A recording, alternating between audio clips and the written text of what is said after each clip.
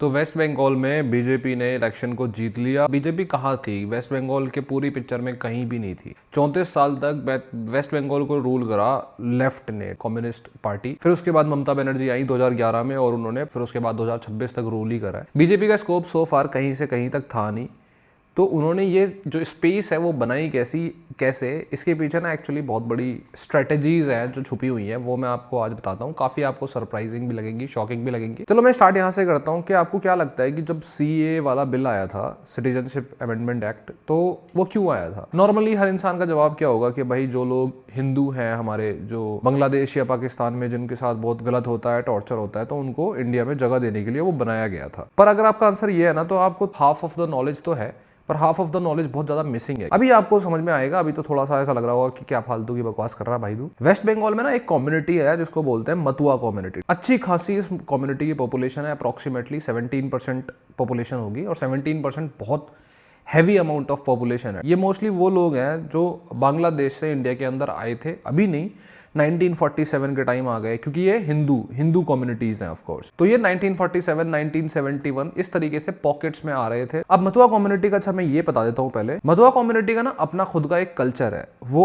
उनके अपने खुद के देवता हैं जिन्हें वो पूजते हैं, हरिचंद्र ठाकुर, जो वो मानते हैं कि वो विष्णु भगवान के ही अवतार हैं। और साथ में उनकी एक स्पिरिचुअल लीडर हुआ करती थी, बोडो माँ। अगर कहीं मेरे से प्रोनाउंसिएशन गलत हो जाए तो उसके लिए सॉरी, मेरी कोई ऐसे इंटेंशन नहीं है। तो बोडो माँ जो थी, अभी 2019 में ये इस दुनिया में नहीं रही, तो उस टाइम तक ये स्पिरिचुअल लीडर थी एक तरीके से उस पूरी कम्युनिटी की, या ऐसे मान लो कि काफी पार्ट ऑफ द कम्युनिटी की। अब बात ये थी कि 34 सालों तक ऑब्वियसली ये रेफ्यूजीज माने जाते थे, क्योंकि आए तो बांग्लादेश से ही थे ना, पर इनकी पॉपुलेशन अच्छी खासी थी। तो 34 सालों तक जो लेफ्ट की कम्युनिस्ट पार्टी थी ना, उन्होंने कभी इन पे ध्यान नहीं दिया। और वो ऑब्वियस है क्योंकि कम्युनिस्ट जो आइडियोलॉजीज है ना, वो रिलीजन, कल्चर, इन सारी चीजों में मानते नहीं है। 2011 में जब ममता बनर्जी आई थी ना, तो उन्होंने एक वन ऑफ द डिफरेंट चीज पता क्या करी थी?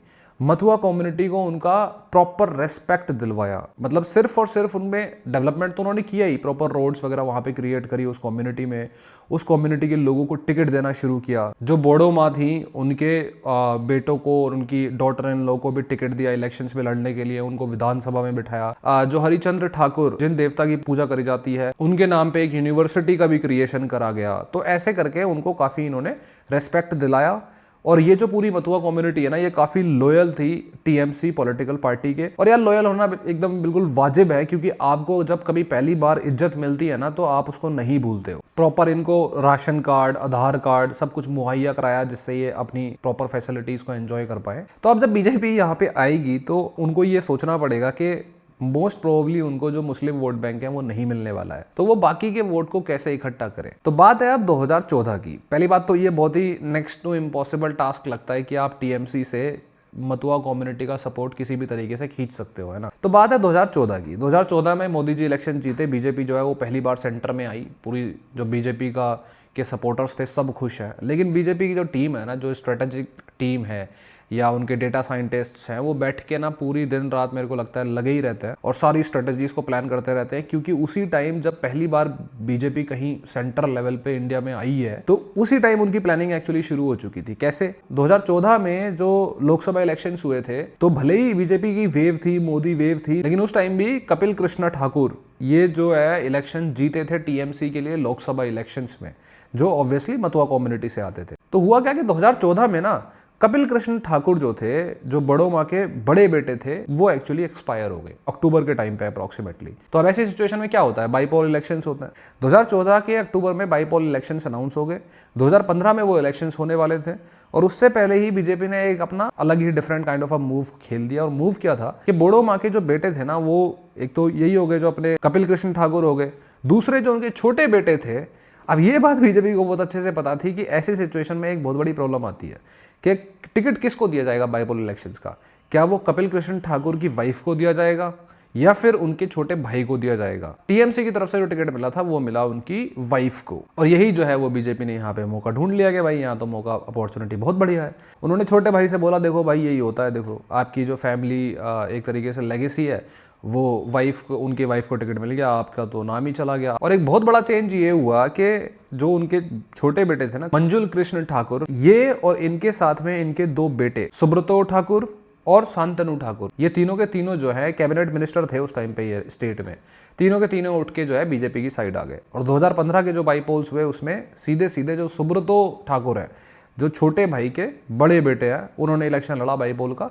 हालांकि वो इलेक्शन हार गए और वहां पे बीजेपी को ये रियलाइज हुआ कि तुम मतुआ कम्युनिटी से लीडर्स को तो ले सकते हो पर आइडियोलॉजीज को इतनी जल्दी चेंज नहीं कर सकते। लोगों की जो लॉयलिटी है वो टीएमसी के साथ है, ममता बनर्जी के साथ है। और यहीं से फिर उन्होंने स्ट्रेटेजिक प्लानिंग शुरू करी, जो मैं आपको बता रहा था। क्या है ऐसा जो आप मतुआ कम्युनिटी को दे सकते हो और स्टेट नहीं दे सकती या स्टेट ने अभी तक दिया नहीं है, और वो एक ही चीज है। खैर आगे बढ़ने से पहले ना एक चीज है जो हमें समझनी चाहिए कि वेस्ट बंगाल के जब रिजल्ट्स आने वाले थे ना, तो कोई श्योर नहीं था कि क्या होने वाला है, कौन जीतने वाला है। और रिजल्ट्स आए तो कई लोगों के लिए वो सरप्राइजिंग भी रहे होंगे ऑफ कोर्स। तो इससे एक चीज समझ में आती है कि जो वक्त है ना हमारा, वो कभी भी एक जैसा नहीं होता। पॉलिटिक्स हो, पर्सनल लाइफ हो, कुछ भी एक झटके में चेंज हो सकता है। और ऐसी सिचुएशन में ना सबसे ज्यादा बेनिफिट्स में या सर्वाइव वही लोग करते हैं अच्छे से जो पहले से तैयारी करके रखते हैं। हम भी अपनी फैमिली के लिए इतनी मेहनत करते हैं, इतनी सेविंग्स करते हैं कि भाई सब कुछ बढ़िया चले, पर एक झटके में सारी सिचुएशंस जो हैं वो चेंज हो जाती हैं। कोई मेडिकल इमरजेंसी, कोई एक्सीडेंट या किसी फैमिली मेंबर का अचानक से चले जाना, ये एक झटके में सब कुछ बदल के रख देता है। और यहीं पे ना इंसान को फाइनेंशियल प्लानिंग की इंपॉर्टेंस समझ में आती है। इसीलिए इंसान को ना हेल्थ इंश्योरेंस और टर्म इंश्योरेंस,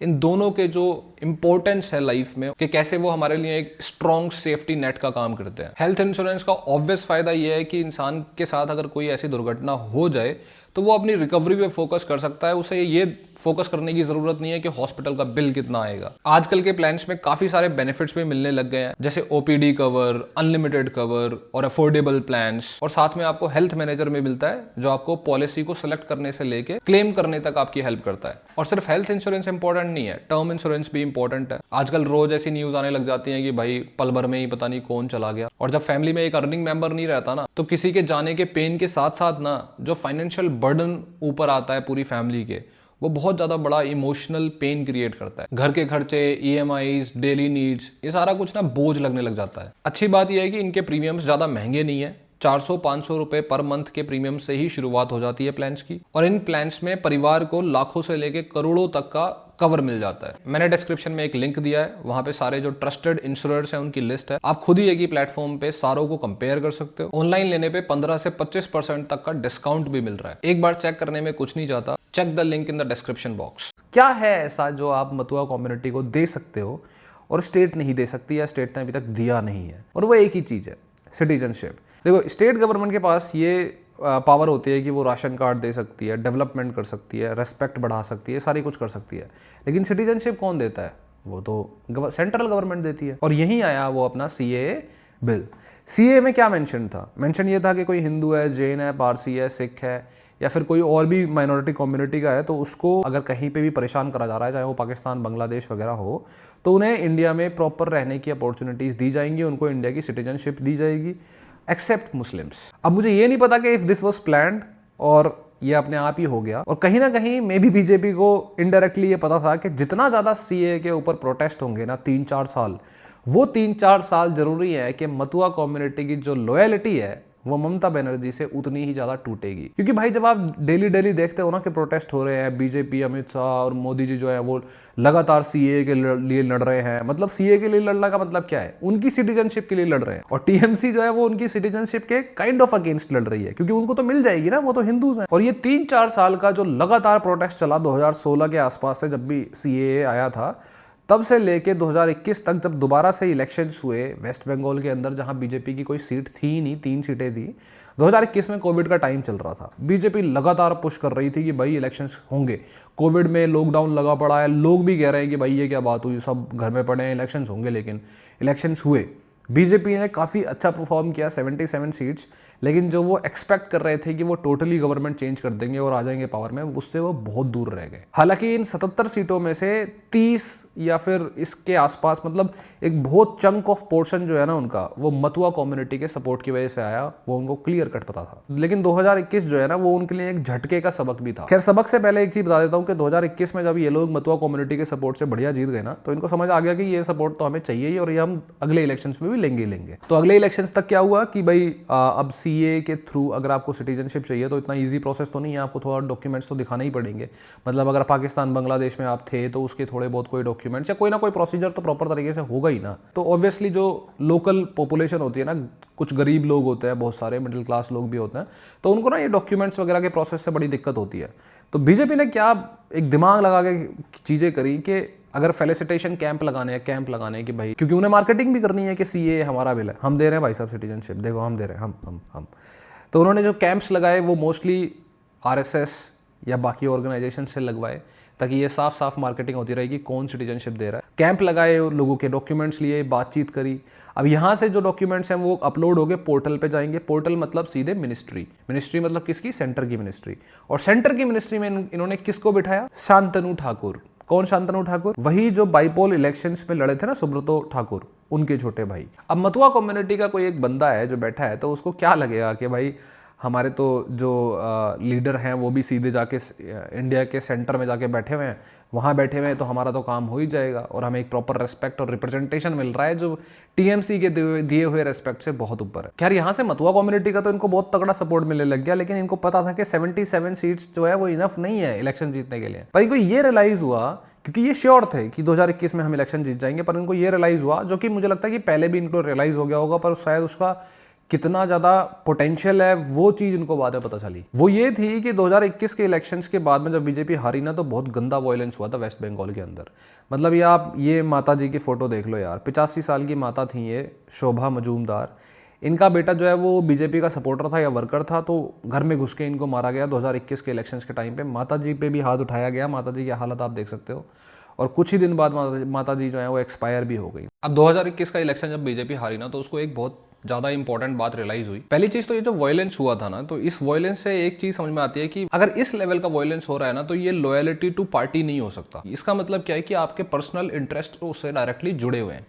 और वो थे क्या? पर्सनल इंटरेस्ट थे ऑलवेज जो होता है पैसा। बीजेपी को ये रियलाइज हुआ कि वो एक्चुअली टीएमसी पॉलिटिकल पार्टी या उसकी आइडियोलॉजी के अगेंस्ट तो लड़ ही नहीं रहे, वो लड़ रहे हैं एक बहुत बड़े सिंडिकेट के साथ। मतलब एक बंदा नहीं, 100 सिंडिकेट, 100-200 सिंडिकेट्स जो पूरे वेस्ट बंगाल के अंदर बटे पड़े हैं। और ये जो सिंडिकेट्स हैं ये मेक श्योर करते हैं कि टीएमसी पॉलिटिकल पार्टी जीतती रहे। वेस्ट बंगाल का जो बॉर्डर है वो लगता है बांग्लादेश से, ठीक है। अब बांग्लादेश से बॉर्डर लगते ही ना कई सारी बिजनेस अपॉर्चुनिटीज इलीगल लोगों के लिए खड़ी हो जाती हैं, जैसे कैटल स्मगलिंग।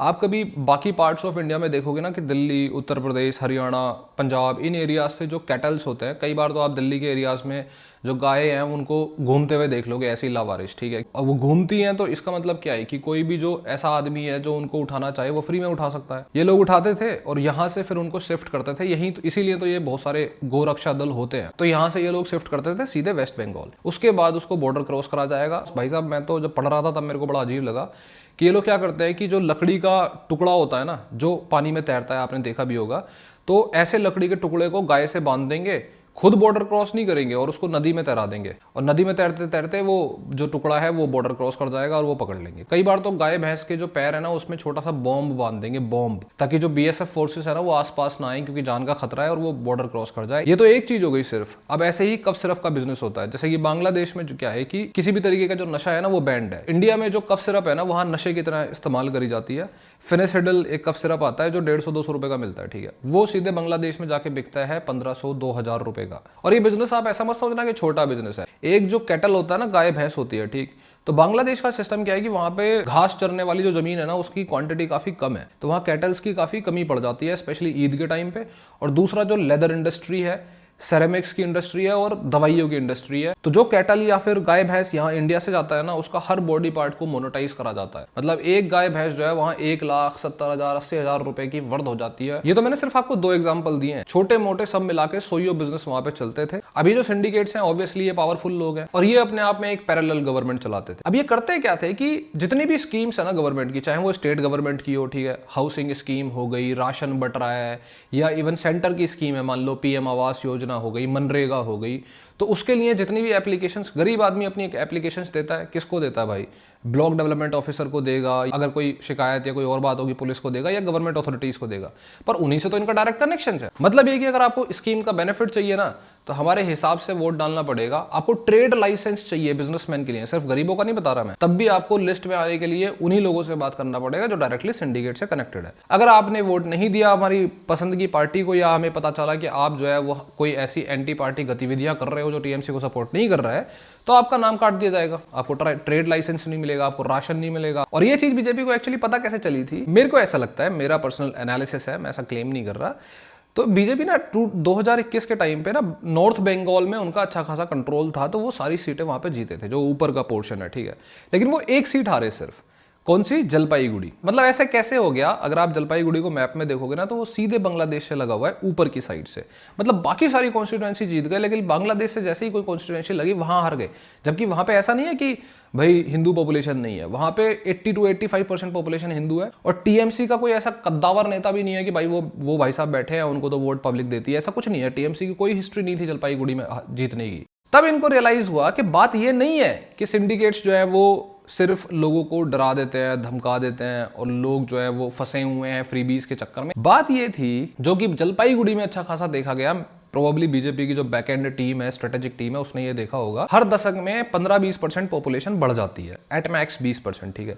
जलपाईगुड़ी में जो वोटर लिस्ट बढ़ रही थी वो 70% के हिसाब से बढ़ रही थी। और वो भी वो लोग नहीं थे जो 18 साल के हो गए भाई और वोट देने का उनकी एज आ गई, नहीं, रैंडमली बढ़ रहा था। हो क्या रहा था कि वहां पे बहुत सारे टी गार्डन्स है, तो बहुत बड़े बड़ी जमीनों के टुकड़े होते हैं। कोई भी इलीगल बांग्लादेशी अगर वहां से क्रॉस कर रहा है, तो उसको जो है वहां पे ऐसे ही क्रॉस नहीं कराया जा रहा, पहले उसको अपना वोटर लिस्ट बनवाना पड़ेगा, रजिस्टर करना पड़ेगा, फिर वो दुनिया में, इंडिया में जहां मर्जी चाहे वहां घूमे, पैसा कमाए, जहां मर्जी रहना चाहता है रहे।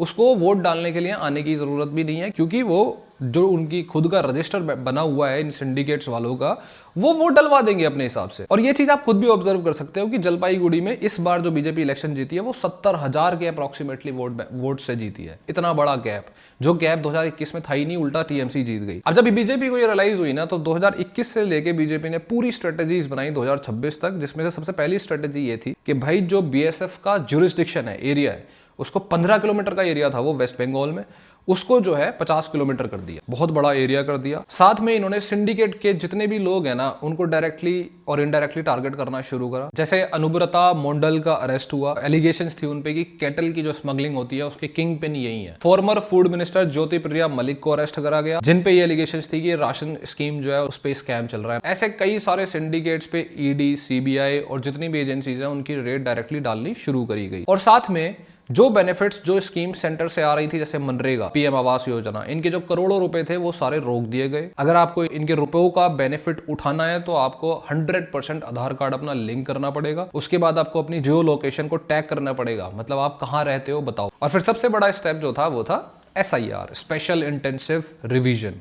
मतलब 92 लाख ऐसे वोट जो डोरमेंट थे, जो ज्यादा मूव नहीं कर रहे थे, जिनके बैंक अकाउंट्स में कुछ खास मूवमेंट नहीं थी, आधार कार्ड से लिंकेज नहीं था, या कुछ भी ज्यादा कुछ खास हो नहीं रहा था, वो डायरेक्टली डिलीट कर दिए गए। 12% of the West Bengal state. Overall मतलब बीजेपी ने साम दाम दंड भेद का इस्तेमाल करा ये जो सिंडिकेट है इसको ब्रेक डाउन करने के लिए। और इनफैक्ट थोड़ी सी फनी चीज ये है कि अभिषेक बनर्जी जो टीएमसी के ही नेता थे, उन्होंने ये भी एलिगेशंस लगाए जस्ट लास्ट टाइम पे। जब आप फॉर्म 6 भरते हो, फॉर्म 6 होता है कि आप वोटर लिस्ट में अपना नाम डलवाना चाहते हो, तो लास्ट टाइम पे 30,000 नाम जो है वो एंट्री करवाने की कोशिश करी गई इलेक्शन कमीशन को, सिर्फ लास्ट के 6 घंटे में। अभिषेक बनर्जी की ये एलिगेशंस थी कि भाई इन्होंने क्या किया है कि जो यूपी या बिहार है, वहां से जो हिंदी स्पीकिंग लोग हैं उनके वोट्स को जबरदस्ती एंटर करवाने की कोशिश कर रहे हैं, ताकि ज्यादा इनके वोट्स फेवर में जा सके। मतलब कि ये कि जो उनके एनिमी का चाकू है वो उन्होंने उठा लिया है, मे बी, मतलब आप अपने हिसाब से जो भी है, ये एलिगेशंस थी।